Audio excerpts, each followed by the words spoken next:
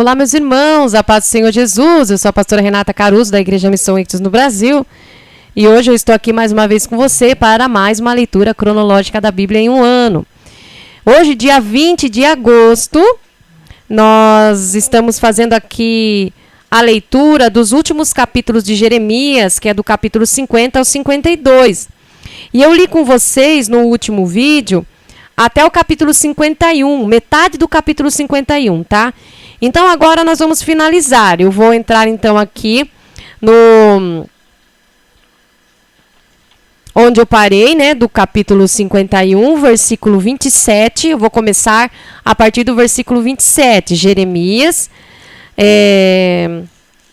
capítulo 51, a partir do versículo 27. Que foi onde eu parei no último vídeo, tá? E aí eu vou seguir aqui até finalizar no capítulo 52. Tudo bem, irmãos? Então vamos lá para a leitura. Deem o sinal na terra, toquem a trombeta de chifre, de carneiro, para convocar as nações. Consagrem as nações para uma missão sagrada contra ela. Chamem os reinos ao serviço contra ela.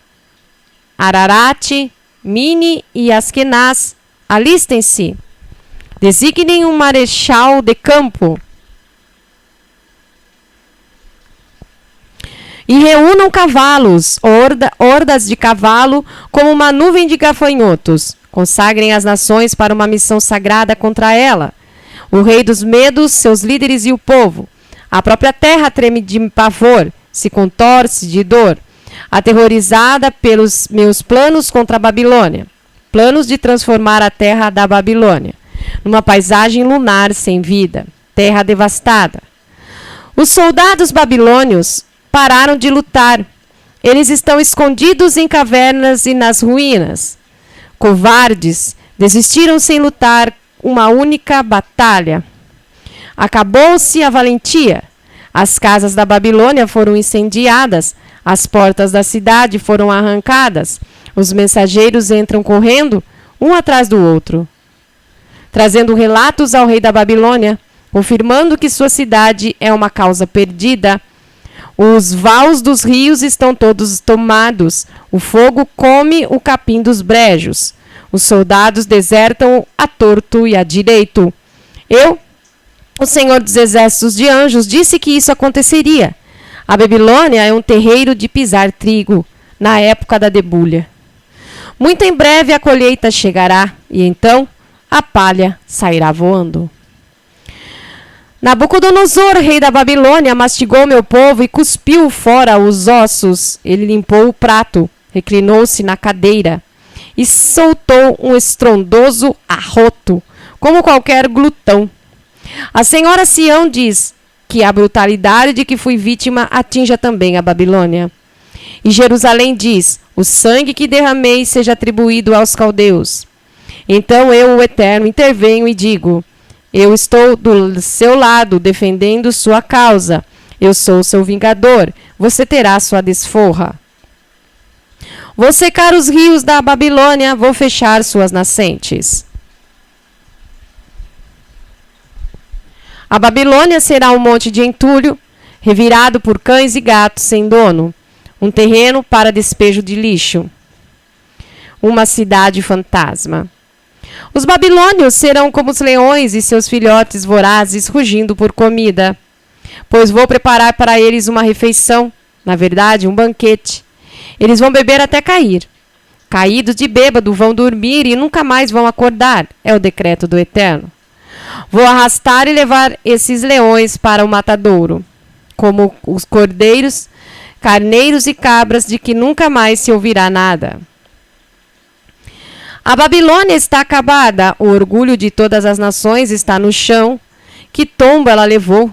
Acabou sem glória e no esgoto. A Babilônia afundou no caos, surrada por levas de soldados inimigos. Suas cidades cheiram mal com a decomposição dos mortos, dos corpos. A terra está vazia, desnuda e estéril. Já não vive ninguém nessas cidades. Os viajantes fazem uma grande volta em torno dela. Vou fazer cair a destruição sobre Bel, o deus glutão da Babilônia. Vou obrigá-lo a vomitar tudo que devorou. Já não há visitantes afluindo para esse lugar, admirando, extasiados as maravilhas da Babilônia. As maravilhas da Babilônia já não existem. Corram para salvar a pele, meu querido povo.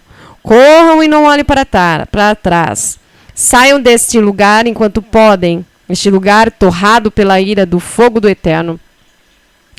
Não percam a esperança, não desistam, se os rumores forem aterrorizantes. Um ano é isto, outro ano é aquilo. Rumores de violência, rumores de guerra. Confie em mim, está chegando o dia em que vou pôr os deuses da Babilônia, que nem deuses são, no devido lugar. Vou desmascarar o país, denunciá-lo como uma fraude, com cadáveres repugnantes por todo lugar. O céu e a terra, os anjos e o povo, farão uma festa de vitória sobre a Babilônia, quando os exércitos vingadores do norte descerem sobre ela.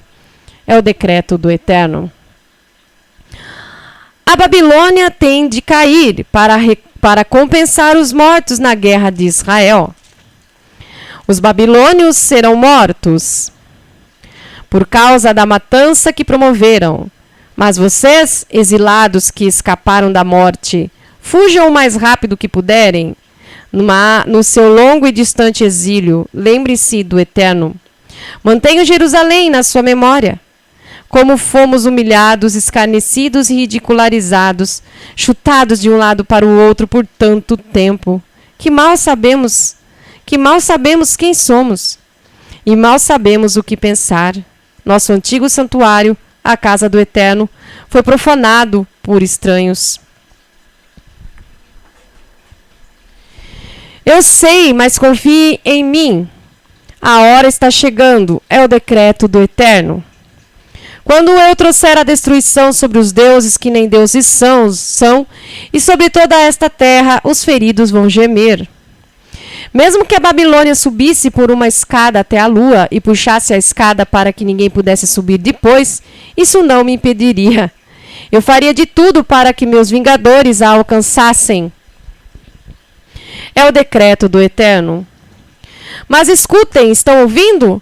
Um grito vem da Babilônia, um lamento aterrorizante da Caldeia. O Eterno está levando seu pé de cabra para a Babilônia.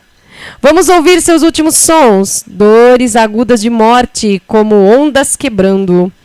A morte tem um estrondo como o bramido de cataratas. O Vingador está para entrar na Babilônia. Seus soldados serão presos, suas armas destruídas. É verdade, o Eterno é um Deus que faz justiça. Todos acabam recebendo sua justa recompensa.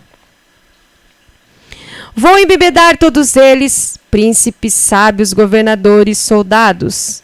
Caídos de bêbados, vão dormir e nunca mais vão acordar. É o decreto do Eterno. Seu nome? Senhor dos Exércitos de Anjos.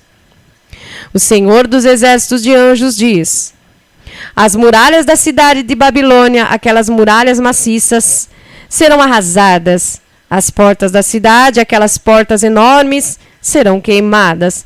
Quanto mais você se empenha nessa vida vazia, menos você é. Nada resulta de ambições como esta, a não ser cinzas.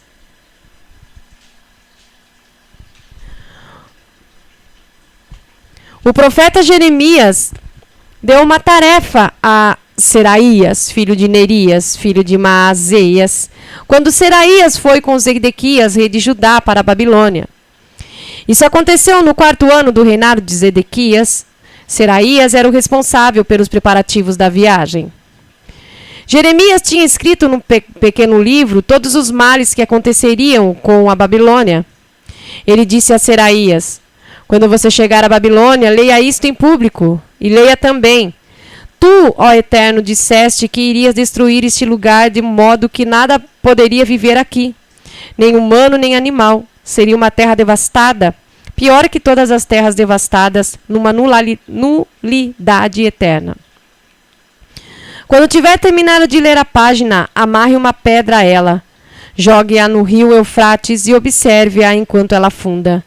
Então diga: é assim que a Babilônia vai afundar, e ficar ali, lá no fundo, depois do desastre que farei cair sobre ela.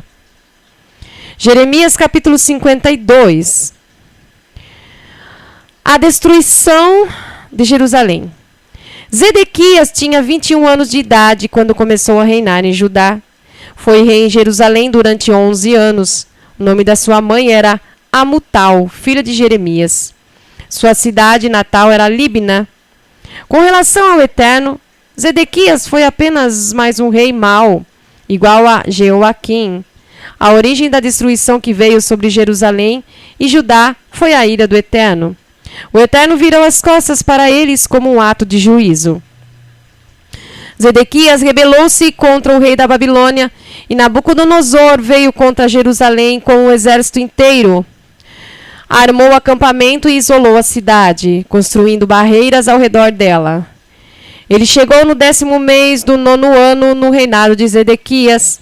A cidade ficou sitiada durante 19 meses, até o 11º ano do reinado de Zedequias.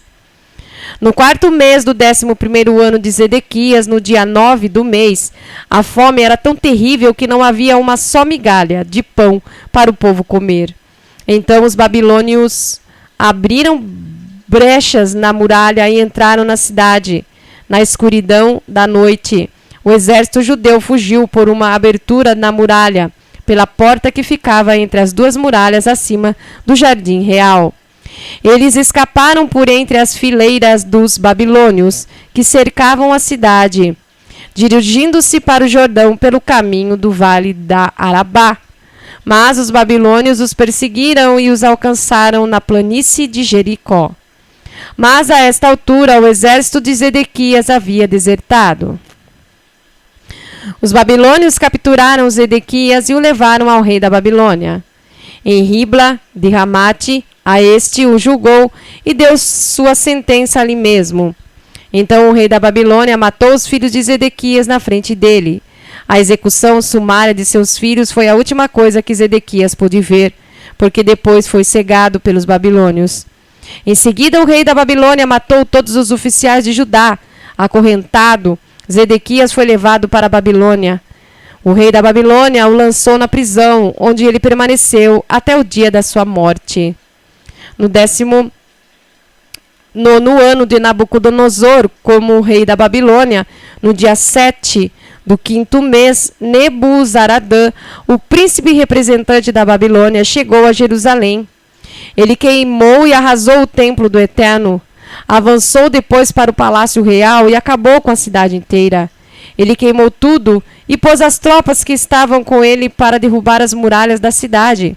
Finalmente reuniu todos os sobreviventes da cidade, incluindo os que haviam desertado para o lado do rei da Babilônia, e os levou para o exílio. Ele só deixou para trás uns pobres agricultores para que cuidassem das vinhas e do que havia sobrado nos campos.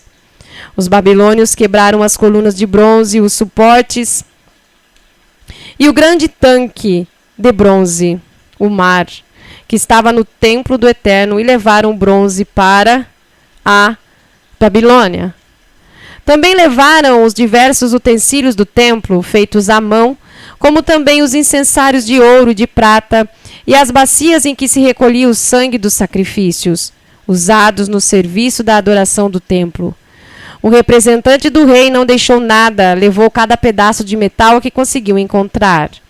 A quantidade de bronze que tiraram das suas duas colunas do mar, dos 12 bois de bronze que sustentavam o mar e dos 10 suportes que Salomão havia feito para o templo do Eterno era enorme.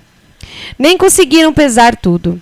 Cada coluna tinha cerca de 8 metros e 10 centímetros de altura por 5 metros e 40 centímetros de circunferência.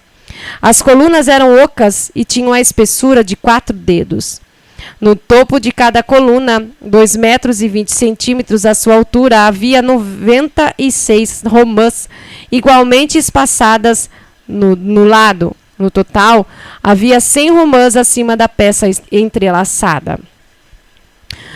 O representante do rei fez alguns prisioneiros importantes: Seraías, o sacerdote principal, Sofonias, o segundo sacerdote, 3 guardas, o oficial maior do exército, 7 conselheiros do rei que por acaso estavam na cidade, o oficial encarregado de alistar soldado para o exército, 60 homens importantes entre o povo que ainda estavam lá, Nebuzaradã, o representante do rei, levou-os para o rei da Babilônia em Ribla, e ali em Ribla, na terra de Ramate, o rei da Babilônia matou todos eles a sangue frio. Judá foi para o exílio órfã da sua terra. Nabucodonosor levou 3.023 homens de Judá para o exílio no 7º ano de seu reinado. No 18º ano do seu reinado foram levados 832 homens de Jerusalém. No 23º ano do reinado de Nabucodonosor foram levados 745 homens de Judá por Nebuzaradã, o representante principal do rei. O número total de exilados foi de 4.600. Joaquim, rei de Judá, estava no exílio havia 37 anos, quando Evil-Merodach se tornou rei da Babilônia. Ele permitiu que Joaquim saísse da prisão. Essa libertação aconteceu no dia 25 do 12º mês. O rei tratou-o muito bem e dispensou-lhe tratamento preferencial, diferente dos demais prisioneiros políticos mantidos na Babilônia. Joaquim teve permissão para tirar sua roupa de prisioneiro e a partir daí passou a fazer refeições da companhia do rei. O rei lhe dava tudo de que ele precisava para levar uma vida confortável até o dia da sua morte. Amém, meus irmãos? Somente até aí acabamos então o livro de Jeremias. Então, fique conosco até a próxima leitura. Paz do Senhor Jesus.